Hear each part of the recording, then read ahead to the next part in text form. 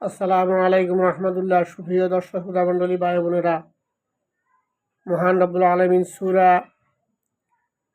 মুজাদালা ৯ নং আয়াতের ৭ ফরমান, আউযু বিল্লাহি মিনাশ শাইতানির রাজীম, বিসমিল্লাহির রহমানির রহিম।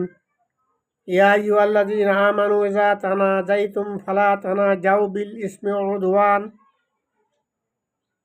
ওয়াল উদওয়ানি ওয়া মাসিয়াতির রাসূলি ওয়া তানাজাউ বিল বিররি ওয়াত তাকওয়া ওয়াত্তাকুল্লাহাল্লাযী ইলাইহি তুহশারুন।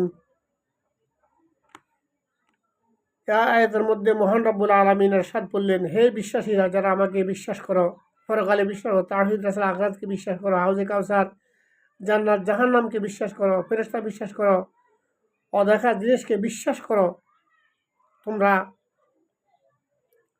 গোপনে যদি কথা বলো তাহলে তোমরা গুনাহ এবং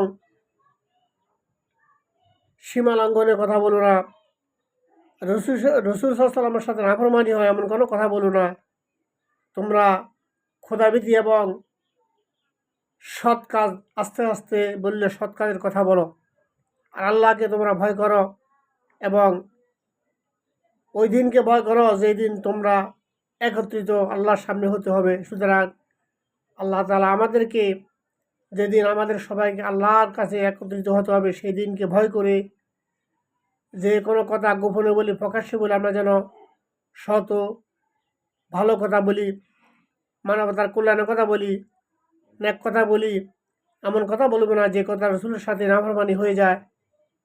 সুতরাং আল্লাহ আমাদেরকে যেন সকল ক্ষেত্রে, সকল সেক্টরে, সকল সময় আমরা যেন গুণামুক্ত কথা বলতে পারি, রসুলের সাথে নাফরমানি এমন জীবনযাপন করতে পারি। আল্লাহ আমাদেরকে সেই তৌফিক দান করুন।